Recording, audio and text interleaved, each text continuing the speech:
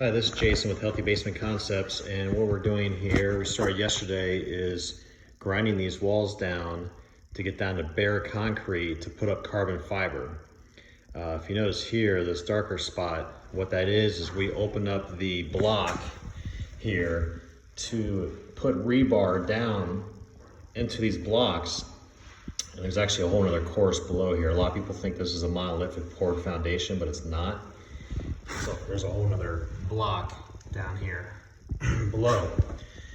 And we take that rebar all the way down even to that bottom block here, and then we fill up these cavities full of concrete, and then we just patched the hole yesterday. And then we're gonna run our carbon fiber all the way down from the top of the wall to the bottom. And we do that because now these blocks are tied together as one piece with the rebar, carbon fiber, and the concrete inside.